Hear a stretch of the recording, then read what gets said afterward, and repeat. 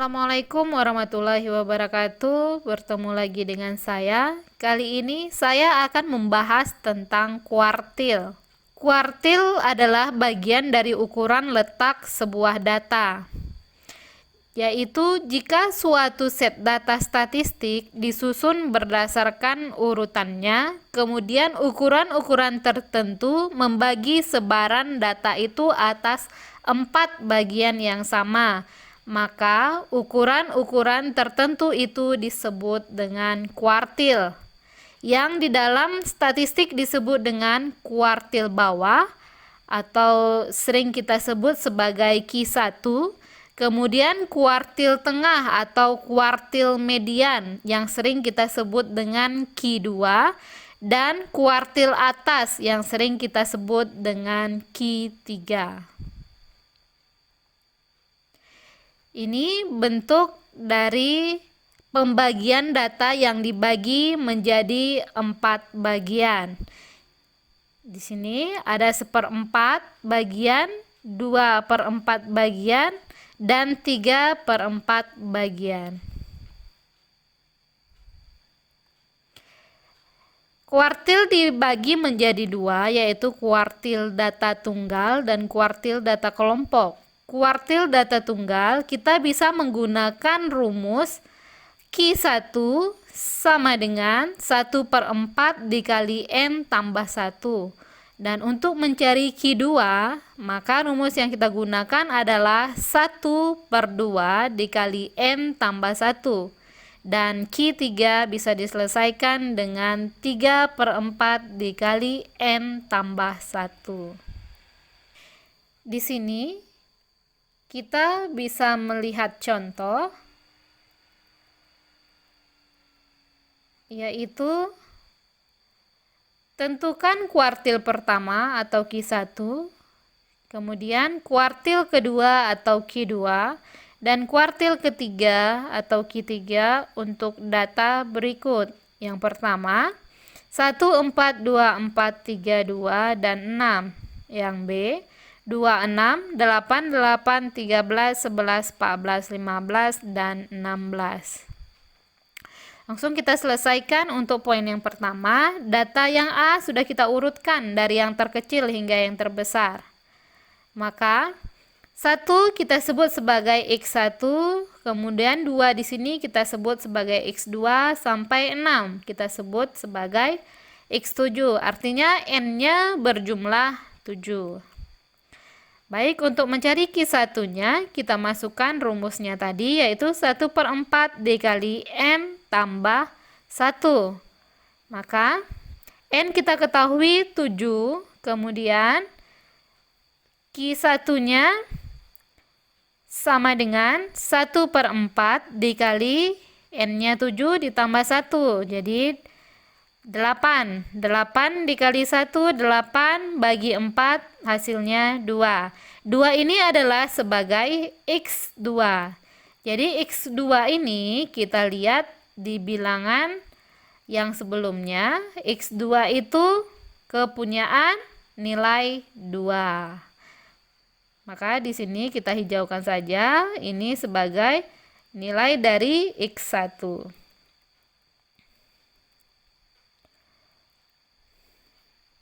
Sini 2. Kemudian kita selesaikan untuk Q2. Q2 rumus yang digunakan adalah 1/2 dikali N ditambah 1. N-nya tetap 7. Kemudian 1/2, 7 tambah 1, 8 dikali 1, 8 bagi 2, 4. 4 ini adalah sebagai X keempat. X keempat kita lihat kepunyaan siapa? Jadi X4 ini adalah kepunyaan 3. Jadi di sini saya merahin bahwa X4 yaitu kepunyaan 3. Artinya Q2 dengan hasil 3. Selanjutnya kita selesaikan untuk Q3 dengan rumus 3/4 dikali N tambah 1. N-nya 7, kemudian 3/4. Ini 8 dikali 3 dibagi 4, hasilnya adalah 6. X6 kepunyaan, X6-nya terletak di bilangan 4. Jadi bisa disimpulkan Q3 hasilnya adalah 4. Selanjutnya kita selesaikan untuk soal yang B. Ini juga data sudah diurutkan mulai dari bilangan yang terkecil 2 hingga bilangan yang terbesar yaitu 16. Ini X-nya dari 1 sampai 16 yaitu X ke 9. Jadi N-nya sudah kita ketahui adalah 9. Rumus yang digunakan juga sama, Q1 sama dengan 1/4 dikali N tambah 1. Artinya 9 tambah 1, 10 dikali 1, 10 dibagi 4, hasilnya adalah 2,5. Karena di sini bilangannya 2,5, artinya X2 dan X3 karena di sini 2,5 artinya mereka milik bersama, yaitu X2 dan X3 dibagi 2. Sekarang kita lihat X2 posisinya di sini. X2 dan X3 yaitu kepunyaan 6 dan 8. Maka dibagi 2, 6 tambah 8 bagi 2 sama dengan 14/2 sama dengan 7. Jadi Q1 hasilnya adalah 7. Selanjutnya untuk Q2 sama dengan 1/2 dikali N tambah 1. N-nya 9. Q2 10 dikali 1 bagi 2. Jadi dapat X5. X5 kepunyaan 11. Kemudian untuk Q3 yaitu 3/4 dikali N tambah 1. Maka 9 tambah 1, 10 dikali 3 dibagi 4 hasilnya 7,5. Sama seperti Q1 bahwa hasilnya berkoma. Artinya ini 7,5 kepunyaan X7 dan X8. X7 dan X8 bisa kita lihat tadi bahwa X7 kepunyaan 14 dan 15 dibagi 2. Maka 14 tambah 15 hasilnya 29 dibagi 2. Maka X3 bernilai 14,5. Selanjutnya data kelompok. Untuk kuartil data kelompok ada 3 rumus juga yang akan kita gunakan, yaitu Q1, Q2, dan Q3. Sekilas, ketiga rumus ini sama, yang membedakan hanyalah di 1/4, 1/2, dan 3/4. Kita langsung lihat contohnya. Tentukan nilai kuartil pertama atau Q1, kemudian median atau kuartil kedua yaitu Q2 dan kuartil ketiga atau Q3 untuk data kelompok tentang hasil pengukuran pada tabel berikut. Selanjutnya kita selesaikan.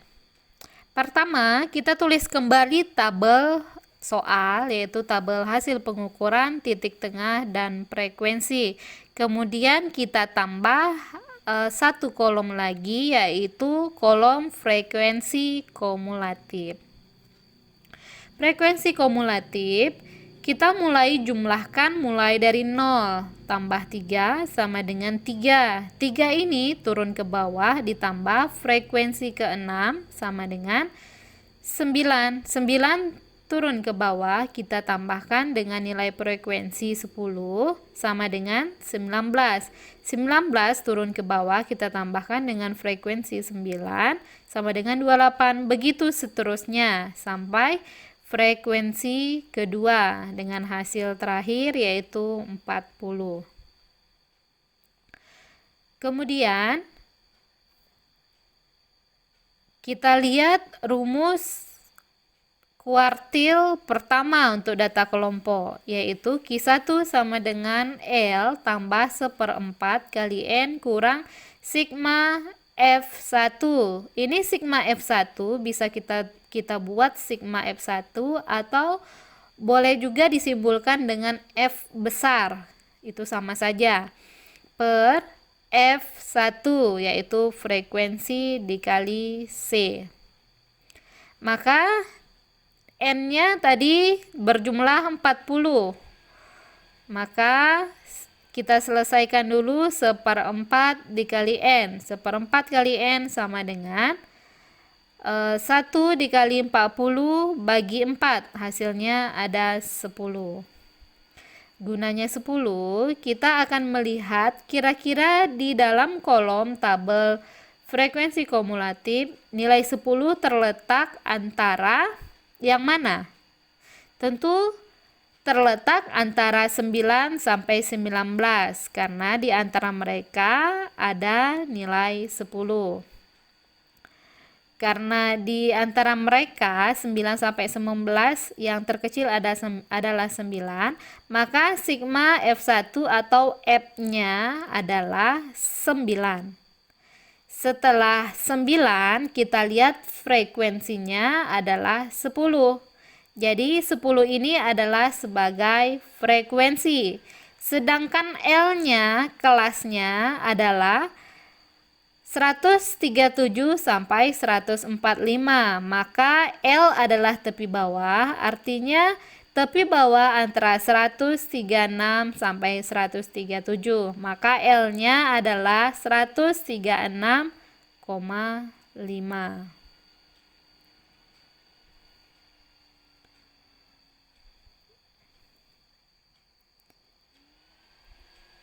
Setelah itu kita masukkan ke rumus.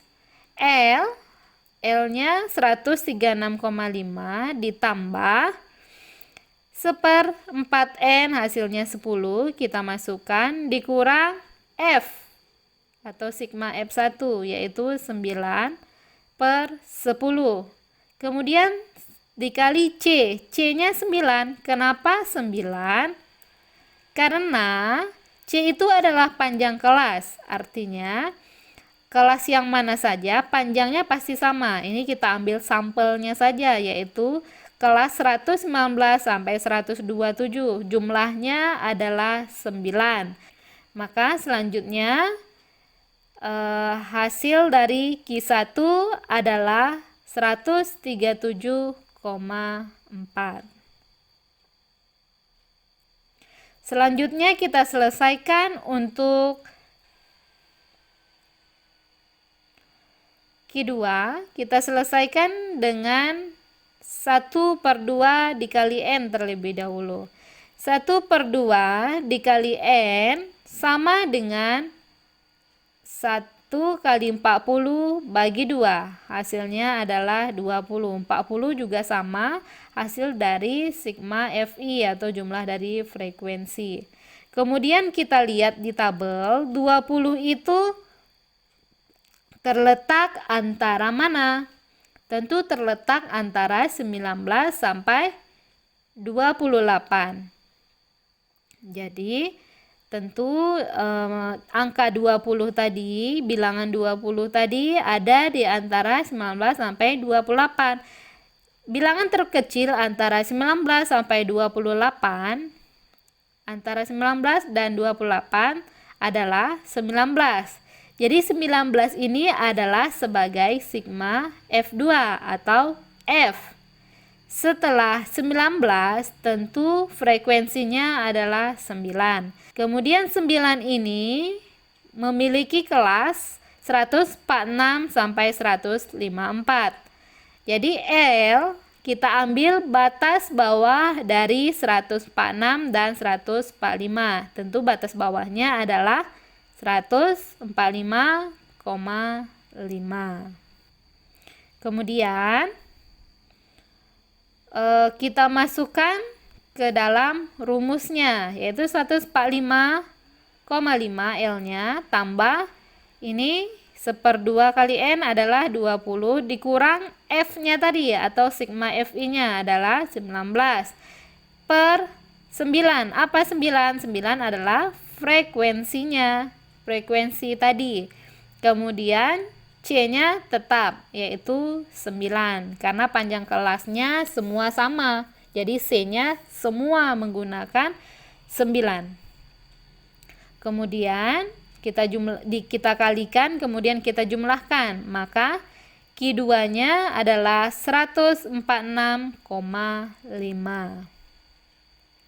Baik, selanjutnya yaitu Q3 atau kuartil ketiga.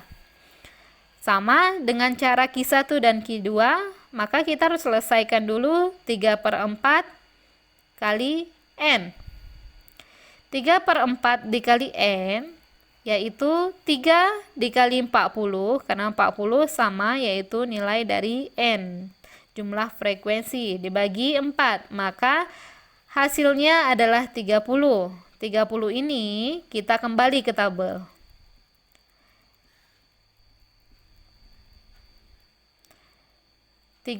Terletak antara bilangan 28 dan 35, tentu 30 ada di antara mereka. Kemudian kita lihat antara 28 dan 35, yang terendah adalah 28.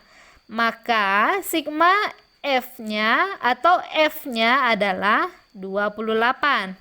Kemudian setelah 28 ada frekuensi di tabel ketiga yaitu 7. 7 ini kita ambil sebagai frekuensi untuk Q3. Kemudian kita lihat 7 ini kelas dari 155 sampai 163. Artinya L kita ambil batas bawah dari 155 dan 154. Tentu L-nya adalah 154,5. Setelah kita ketahui semuanya, maka kita masukkan ke rumus kuartil ketiga, yaitu tadi L-nya 154,5, kemudian 3/4 kali N-nya 30 dikurang F-nya tadi 28, kemudian frekuensinya 7, C-nya tetap 9.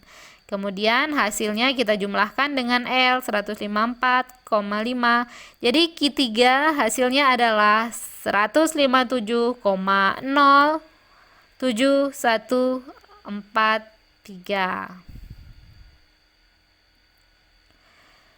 Baik, selanjutnya di sini saya sudah menyediakan sebuah soal untuk teman-teman agar pemahaman tentang materi kuartil bisa lebih paham lagi. Di sini saya menyediakan 2 buah soal, mulai dari soal kuartil data kelompok dan nomor 2-nya bisa diselesaikan dengan kuartil data tunggal.